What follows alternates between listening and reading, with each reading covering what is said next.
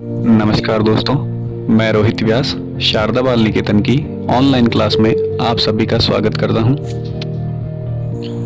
पिछले वीडियो में हमने जो जेनेटिक्स टर्मिनोलॉजी है यानी आनुवंशिक शब्दावली उसके बारे में पढ़ा था। इस वीडियो में हम जो मेंडल के आनुवंशिकता के नियम हैं जिन्हें मेंडलवाद भी कहा जाता है उनके बारे में बात करेंगे। इससे पिछला जो वीडियो था उसमें हमने आनुवंशिक शब्दावली जेनेटिक्स टर्मिनोलॉजी कंप्लीट की थी। अब इस वीडियो में हम बात करेंगे जो मेंडल के आनुवंशिकता के नियम हैं उनके बारे में।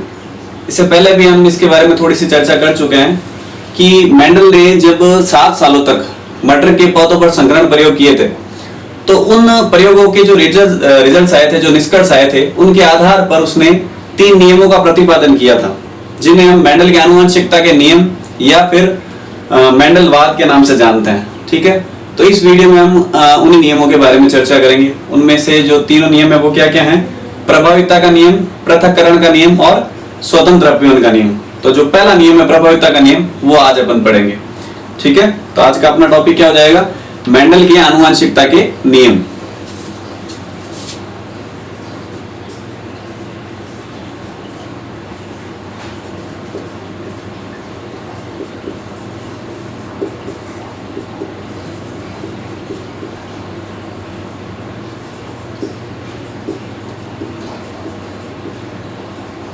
ठीक है, मेंडल के आनुवंशिकता के नियम, और उसमें से भी पहला नियम जो कि है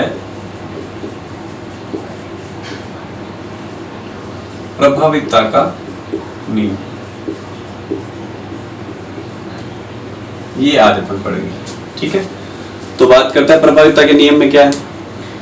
पहली बात तो जो मेंडल का प्रभाविता का नियम है वो एक संकर संकरण पर आधारित है। ठीक है ना, एक संकर संकरण जिसकी परिभाषा अपन पहले पढ़ चुके हैं। एक संकर संकरण क्या होता है कि जिसमें केवल एक लक्षण की वंशागति का अध्ययन किया जाता है। ठीक है ना, तो ये जब नियम दिया ना मेंडल ने, तो उसने केवल एक लक्षण की वंशागति का अध्ययन किया और उसके आधार पर इस नियम का प्रतिपादन किया। तो एक लक्षण की वंशागति, जैसे कि अपन एक एग्जाम्पल काफी टाइम से पीछे लेते आ रहे हैं, वही पादप का आकार, लंबा और बौना। मटर का पादप लिया, एक लंबा पादप और एक बौना पादप, तो केवल लंबे और बौने पादप में संकरण करवाया, नया पादप प्राप्त किया और देखा किस किस तरह के रिजल्ट्स आ रहे हैं, और उसके आधार पर ही इस नियम का प्रतिपादन किया जिसका नाम दिया प्रभाविता का नियम। तो केवल एक संकर संकरण पर आधारित हो गया। उसमें केवल 7 जोड़ी विप्रेयसी लक्षण पाए जा रहे थे मटर के पादप में, उसमें से केवल एक लक्षण को ध्यान में रखा, उसके आकार को ध्यान में रखकर रिजल्ट्स निकाले और उसके आधार पर नियम का प्रतिपादन कर दिया, प्रभाविता का नियम। तो पहली खास बात तो क्या होगी कि जो प्रभाविता का नियम है वो किस पर आधारित है? एक संकर संकरण पर आधारित है। मतलब इसमें केवल अपन एक लक्षण की वंशागति का अध्ययन करके देखते हैं और फिर इस नियम का महत्व देखते हैं क्या होता है इसमें। ठीक है, और फिर अब बात करते हैं इसके स्टेटमेंट की। स्टेटमेंट इसका क्या है? तो स्टेटमेंट आता है इसका कि जब किसी एक लक्षण के लिए उपस्थित विपर्यासी समयुग्मजी पादपों में संकरण करवाते हैं तो वह लक्षण जो स्वयं को F1PD में प्रकट करता है वह प्रभावी लक्षण कहलाता है, और वह लक्षण जो स्वयं को F1PD में प्रकट या अभिव्यक्त नहीं कर पाता है वह अप्रभावी लक्षण कहलाता है।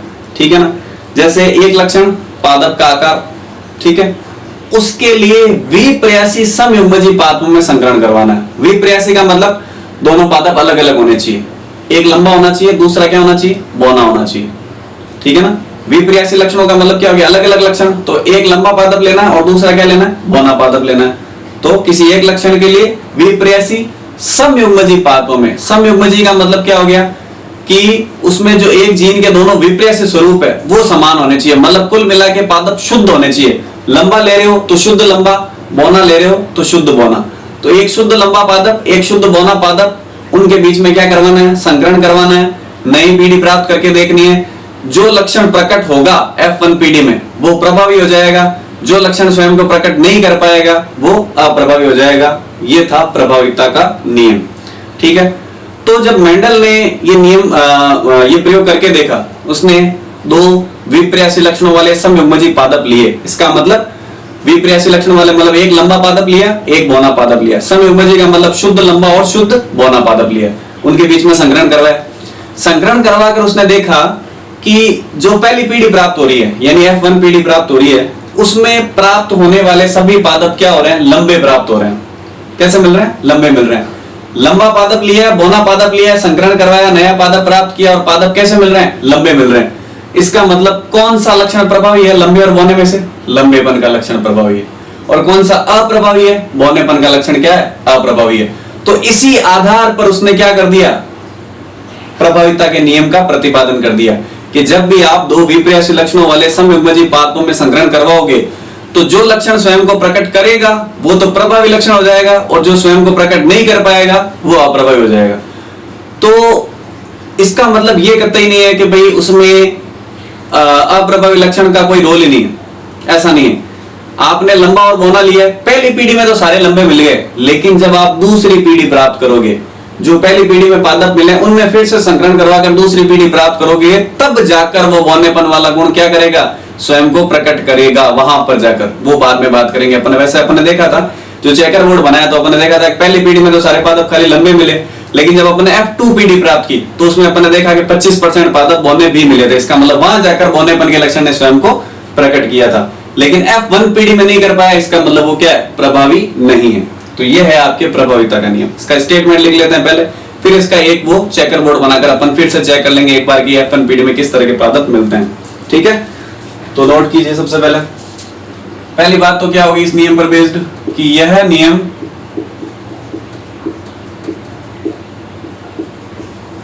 एक संकर संकरण पर आधारित है।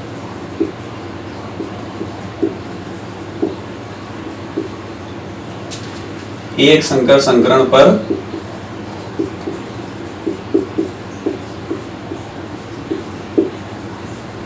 आधारित है। ठीक है, फिर इसके स्टेटमेंट की बात करते हैं कि जब किसी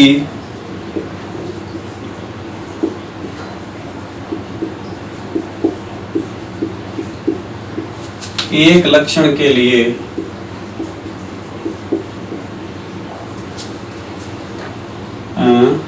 जिम्मेदार विप्रयासी या लिख दो विप्रयासी समयुग्मजीय पादपों में संकरण करवाया जाता है, संकरण करवाया जाता है, तो वह लक्षण जो स्वयं को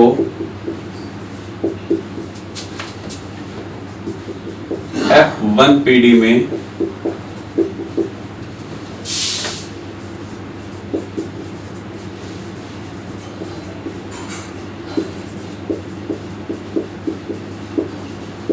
अभिव्यक्त करता है,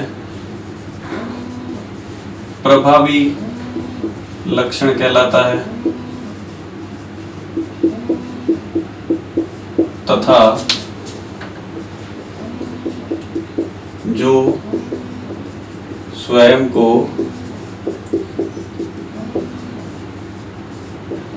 F1 पीढ़ी में अभिव्यक्त नहीं कर पाता है,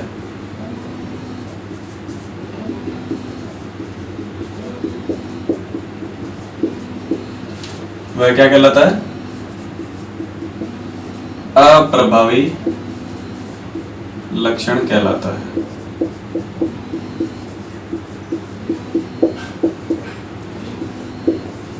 वह अप्रभावी लक्षण कहलाता है। ये हो गया इसका स्टेटमेंट। अब इसका कोई एक उदाहरण लेकर देख लेते हैं।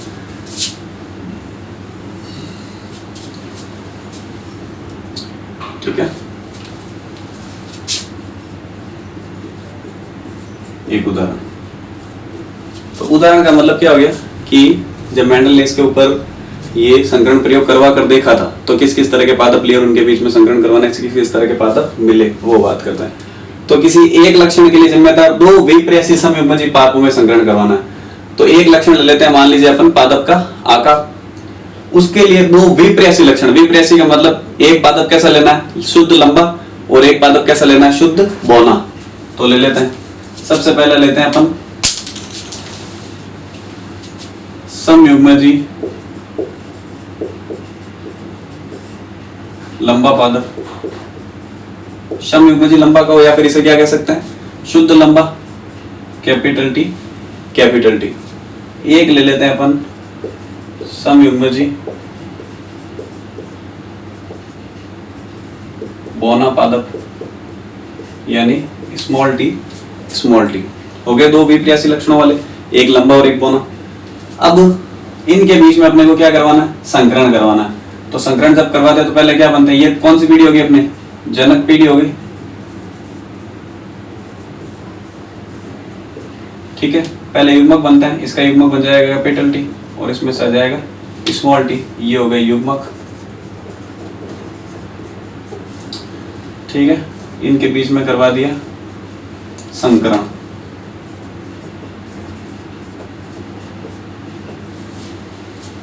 इनके बीच में संकरण करवाया, तो संकरण करवाएंगे तो क्या होगा, यहां से कैपिटल टी वाला और यहां से स्मॉल टी वाला, ये दोनों आपस में जुड़ेंगे और ये मिल जाएगा पादप कैपिटल टी स्मॉल टी। तो मेंडल ने जब इस तरह से ये प्रयोग करवा कर देखा, एक लंबा पादप लिया, एक बौना पादप लिया, दोनों के बीच में संकरण करवाया, तो यहाँ पर जो F1 पीढ़ी में उसको जो पादप मिले थे ना, ये कौन सी पीढ़ी है, F1 पीढ़ी है, यह प्रथम संतति पीढ़ी है। F1 पीढ़ी में उसे जो पादप मिले थे वो सारे के सारे क्या मिले थे, लंबे पादप मिले थे। सारे पादप कैसे मिले थे, लंबे पादप मिल गए। तो इसी आधार पर उसने इस नियम का प्रतिपादन कर दिया कि जब आप दो विपरीयासी लक्षणों वाले अलग अलग लक्षण समयुग्मजी पादपों में संकरण करवाओगे तो जो लक्षण स्वयं को F1 पीढ़ी में प्रकट करेगा वो प्रभावी लक्षण हो जाएगा। तो यहाँ पर कौन से लक्षण स्वयं को प्रकट कर रहा है, लंबे और बौने में संकरण कराया तो लंबेपन का लक्षण स्वयं को प्रकट कर रहा है, इसका मतलब ये लक्षण क्या हो गया, प्रभावी लक्षण हो गया। और कौन सा लक्षण प्रकट नहीं हो रहा है, बौनेपन का प्रकट नहीं हो रहा है, तो क्या हो गया, बौनेपन का लक्षण हो गया अप्रभावी लक्षण हो गया। तो अब बौनेपन का लक्षण फिर गया कहां, लिया लंबा पादप बौना पादप दोनों ही थे, मिल गए लंबे, तो बौने कहां गए, तो बौना गया नहीं। यहां पर देखो अपने को कैसा पादप मिला है, कैपिटल टी स्मॉल टी। तो इसका मतलब इसमें बौनेपन का जीन अंदर क्या है, छुपा हुआ है, अप्रभावी है, जो स्वयं को प्रकट नहीं कर पा रहा है, फिलहाल प्रकट नहीं कर पा रहा है। कहां प्रकट करता है ये, जब अपन क्या करते हैं, इसमें स्वपरागण करवा कर F2 पीढ़ी प्राप्त करते हैं। स्वपरागण करवा कर F2 पीढ़ी मतलब दूसरी संतति, द्वितीय संतति पीढ़ी प्राप्त करते हैं। ये तो थी जनक पीढ़ी, जनक पीढ़ी से पहली पीढ़ी प्राप्त हुई। अब पहली पीढ़ी में स्वपरागण करवा कर अगर अपन दूसरी पीढ़ी प्राप्त करेंगे तो क्या होगा कि ये बौनेपन का लक्षण क्या होगा, खुलकर प्रकट होगा और वहां पर अपने को कुछ बौने पादप भी मिलेंगे। ये भी अपन ने करवा कर देखा था चेकर बोर्ड में, ठीक है ना। एक बार और देख लेते हैं, यहां तक हो गया प्रभाविता का नियम तो खत्म, ठीक है ना, कि जो स्वयं को प्रकट करेगा वो प्रभावी और जो नहीं कर पाएगा वो अप्रभावी। अब ये बौनेपन का लक्षण कहां गया वो पता करना है तो क्या करना पड़ेगा, F2 पीढ़ी प्राप्त करनी पड़ेगी। तो F2 पीढ़ी प्राप्त करने के लिए मैं स्वपरागण करवाओ, मतलब कैपिटल टी स्मॉल टी और वापस यही कैपिटल टी स्मॉल टी ले लिए, ठीक है। अब युग्मक बनाए तो युग्मक दो दो बन जाएंगे, इसका ये कैपिटल टी एक स्मॉल टी, इसका भी ये कैपिटल टी स्मॉल टी, ठीक है। यह बना देता हूं आगे, 4 का बॉक्स बन जाएगा एक। ये तीसरी बार ले रहे हैं अपन एग्जाम्पल, अब इसमें कोई डाउट नहीं रहना चाहिए। ये हो गया नर का, ये हो गया मादा का,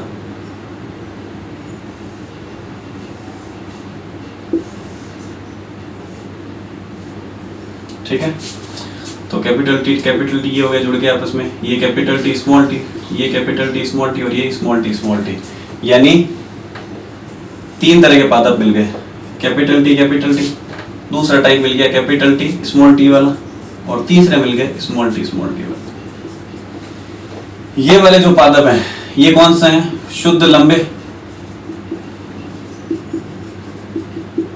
ये कैसे हैं, संकर लंबे या विषम युग्मजी लंबे, संकर लंबे कह दो या फिर क्या कह दो, विषम युग्मजी लंबे। इन्हें शुद्ध लंबे या सम युग्मजी लंबे कह दो। और ये जो पादप हैं ये क्या है, सम युग्मजी बौने या फिर शुद्ध बौने। तो इसका मतलब ये जो बौनेपन का लक्षण था ये कहां जाकर प्रकट हुआ है, F2 पीढ़ी में। ये कौन सी पीढ़ी आ गई अब अपने पास, F2 पीढ़ी, द्वितीय संतति पीढ़ी। तो जनक पीढ़ी में था बौनापन, पहली पीढ़ी में प्रकट नहीं हुआ, वापस दूसरी पीढ़ी में जाकर कहीं बौनेपन का लक्षण प्रकट हुआ। तो इसमें क्या होगा, 25% पादप तो मिले थे शुद्ध लंबे, 50% मिले संकर लंबे और 25% मिले कैसे बौने पादप। तो जब अपन F2PD प्राप्त करेंगे तो 25% पादप अपने को क्या मिलेंगे, बौने भी मिलेंगे। तो इसका मतलब बौनेपन का गुण जाता कहीं नहीं है, वो F2PD में जाकर प्रकट होता है। F1PD में क्या रह जाता है, छुपा हुआ रह जाता है। ठीक है, तो जो स्वयं को प्रकट करता है वो प्रभावी और जो स्वयं को प्रकट नहीं कर पाता है वो होता है अप्रभावी। ये था मेंडल के प्रभाविता के नियम का पूरा निचोड़। ठीक है, अब मेरे हिसाब से प्रभाविता के नियम में कोई तरह का डाउट नहीं बचना चाहिए। ठीक है, तो बाकी के जो है नियम वो अगले वीडियो में डिस्कस करेंगे। Thank you.